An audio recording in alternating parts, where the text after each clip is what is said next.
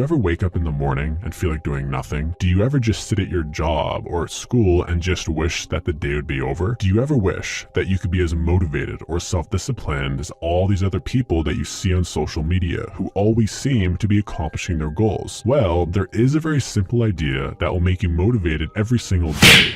And no, it's not some little mindset like being grateful or waking up early. This idea is real, and millionaires and athletes and high achievers have been using it for years to accomplish their goals. And I'm going to tell you what it is by sharing with you a very inspirational story. This is Dave. Dave is an 18-year-old boy who is in his final year of high school. David had a pretty difficult life growing up, where he lived with his father and his little sister. His mother passed away of cancer from a very early age. David's father had to work very hard in order to provide for the family, and the only time David got to see him was for like 15 minutes when he picked him up from school, because soon after that he had to start his second job.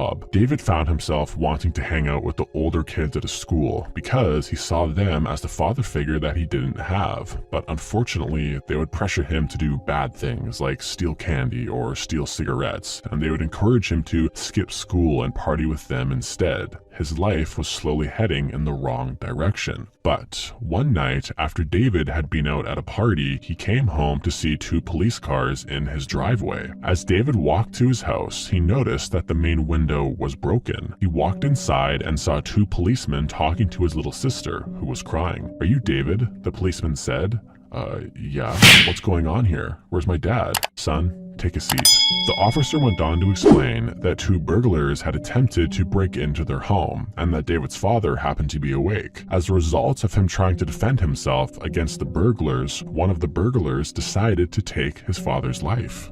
David was in complete disbelief. The policeman's words didn't seem real. They themselves didn't seem real. This was literally a nightmare. In a matter of hours, David had now become the man of the house, and he had no family to turn to. He had very little money, and he now had to figure out a way to take care of himself and his little sister. Otherwise, they would be homeless and hungry. David was forced to drop out of school, and he immediately took on a full-time job at the local mechanic shop, where he had been working part-time. He would be there all day and just clean the dirty car parts and sweep the dirty floors. After work, he would come home, buy his little sister some cheap food, and then help her with her homework. He then cleaned the house, paid the bills. He was doing everything that a normal parent would do. But after a few months, David started to run out of money, and he could barely afford to buy food. David tried getting a second job, but nobody really wanted to hire some kid who looked poor, who had little to no skills, and had no high school education. Things were beginning to get really dark for David. He loved his sister very much, and he just wanted her to have the best life possible. But right now, he felt lost and alone. One day at the mechanic shop, David went up to his boss and asked if there was something that he could do to earn more money. And his boss said, "Well, I cannot pay you any more for your current job, but one of our mechanics just quit, and I'm looking for a replacement. So if you know how to repair cars, you could maybe do that," his boss said. "Yeah,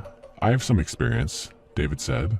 "Really? I was kind of kidding, to be honest. You've been working here for like 3 months and you were just telling me now that you know how to fix cars?" "Yeah, I don't know. I just thought that you didn't need a mechanic and I needed a job, so I was just doing my job," David said. Okay. Well, in 3 weeks, I'm putting 3 potential new mechanics through a test to see who can repair the same broken engine the quickest, and I don't see why you couldn't be the 4th mechanic. How does that sound?" "That sounds great. Thanks." "Okay, well, if you need to brush up on your mechanic skills, you can read this book. It's basically the all-knowing guide to engine repair. And just so you know, this new job pays a lot more than your current job now." Later in the night, after his sister was all taken care of, David got out this massive book, and he thought to himself, if I can memorize every single thing in this book, maybe I can win this competition. Getting this job meant keeping himself and his little sister alive, and not getting the job meant being homeless and hungry. The stakes were very high. So for the next 3 weeks, David was glued to this book, and he read every single word 4 to 5 times, and he would close his eyes and pretend that he was putting together the parts that he was reading about, and he would visualize the problems to look out for and visualize how to solve them. Because he did not have any real car parts to practice on, he started to pay really close attention to the car parts that he would clean at his work. He would focus on the feeling of the metal in between his hands, and he would study every groove and every angle, and he would analyze where all the parts would fit together. Whenever David felt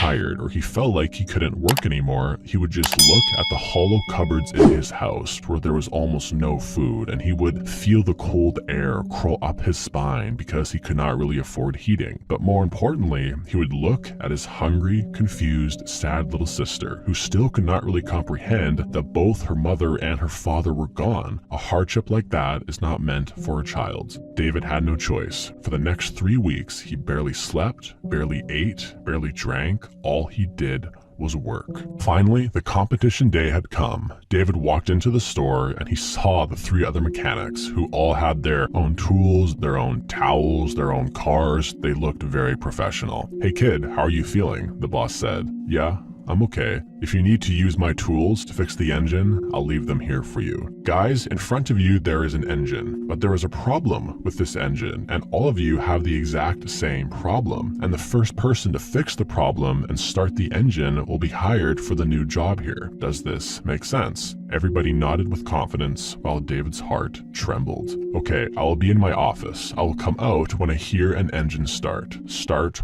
working right now." The 3 other mechanics all started to work right away. David could hear the tools clanking against the cold hard metal of the engine, and he could hear the grunts of the other men, and he could see the sweat coming down from their face. But David just looked at his engine for a moment, simply studying it. He could still see the sections in his book that talked about the most common problems in an engine, so he just slowly and systematically worked his way down the mental list. In the corner of his eye, he noticed that his boss was staring